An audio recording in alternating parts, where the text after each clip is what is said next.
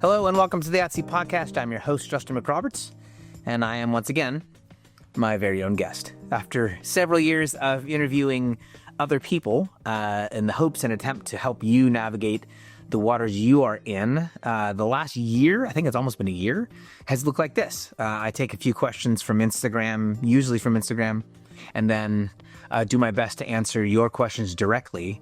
It's been a ton of fun for me. It's been formative for me. And this week, I might have done something similar last time as well. A slight divergence. Instead of answering 2 or 3 questions, I got a question from someone in a message form, which once in a while happens when someone's asking something either more sensitive or more pointed. And this one kind of got to me in a few different ways. So I wanted to spend some time on it.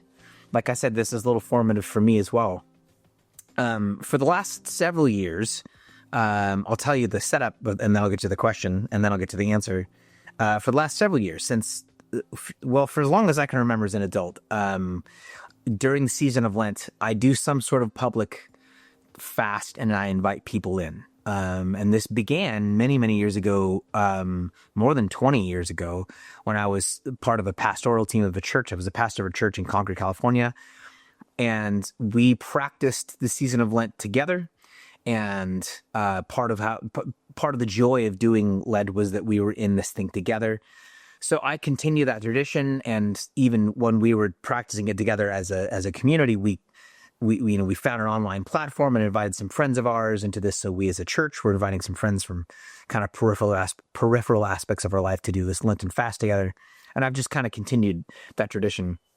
This year, Scott Erickson and I, who are releasing a book in October, are doing this Lenten fast together. And it's the same thing as I've done, which is like I'm fasting from beverages other than water and then making a contribution to someone at the end of Lent. And this person wrote me, and I won't read the whole thing. I probably won't even read it. I won't read much of it. I'll try to summarize it. It was a relatively lengthy message with a number of scriptures included. And the scriptures had to do with praying in one's closet, and the nature of fasting, and that we don't fast and then put on sackcloth and ashes. That had to do with his critique was it was a pointed critique, and it had to do with he was questioning the nature of a public fast. He's saying, hey, you're doing this thing where you're asking people to fast publicly and then make a contribution, and it's like your name on the thing, and fasting is supposed to be a private affair. Prayer is supposed to be a private affair. So I read through the thing a couple times, and I messaged back and forth with him a little bit, and I think we came to an okay place personally. Part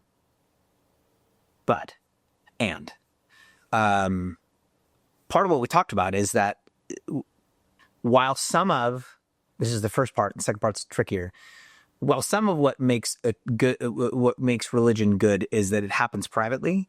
Not everything about the practice of religion is intended for privacy. In other words, the church he goes to has an address, and you can find it online. They've got a website. That's a public-facing piece. There's a building on, and they own the property, and there's a sign on the front. In other words, there's a public-facing aspect of who they are as a church. Doing what we do publicly it can be an invitation for other folks to practice something with us. But then there was this thing that went off in my head about the nature of even a private practice of religion. And this is not the conversation I had with him. This is what I'm going to process out loud here, which is part of what he was getting at had to do with an expectation or want or desire with, an obsession. An obsession with purity and perfection. That expecting his concern was that practicing like a fast publicly and asking folks to get involved, and I'm fasting so that I can give money away, it includes these impurities to an otherwise pure practice. So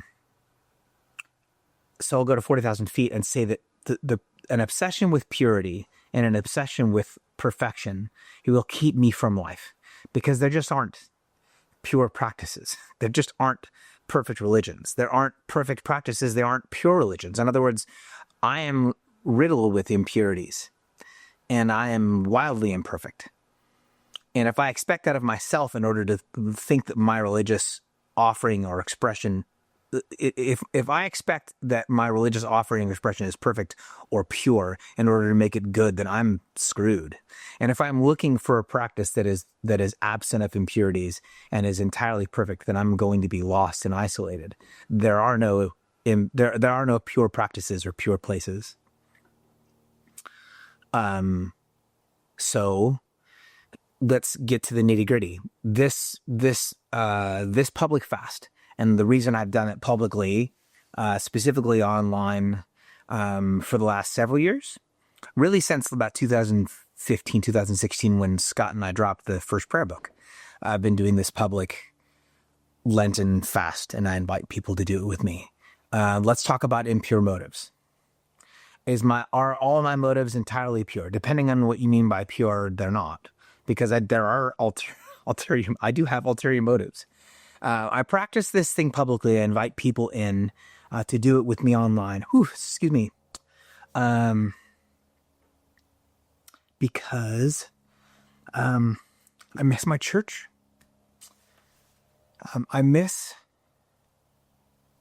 regularly practicing my faith with other people who are running at the same pace in the same direction. The long seasons of my life in which Lent became as magical a season as it is now were seasons I practiced and was in life with other people really intensely and regularly.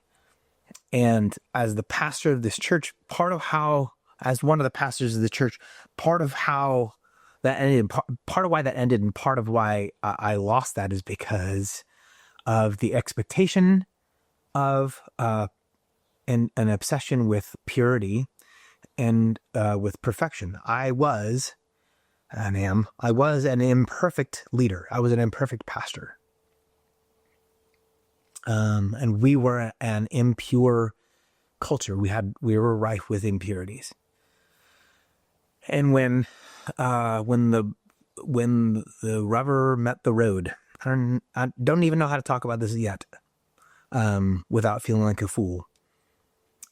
We didn't do a good job of holding things together when things got or seemed compromised, when the seams started coming apart.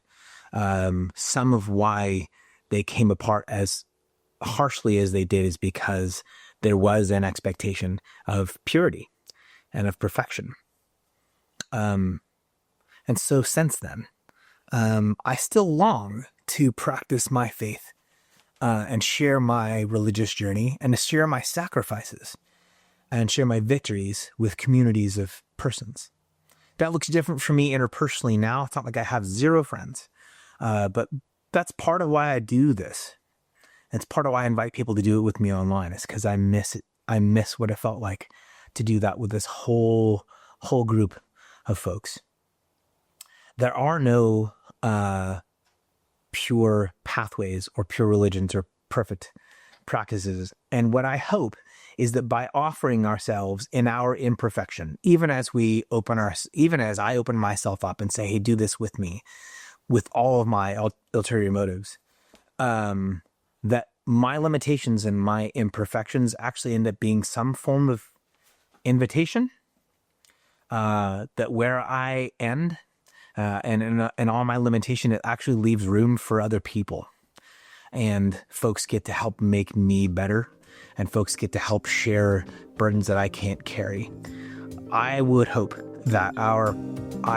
for myself that the ways in which I am not pure and the ways in which I am not perfect, as a private person and as a public person, don't mean I don't get good things. It means I get to share good things with other people who are also impure and imperfect. So, thank you for joining me on this episode of the At Sea Podcast. Until next time.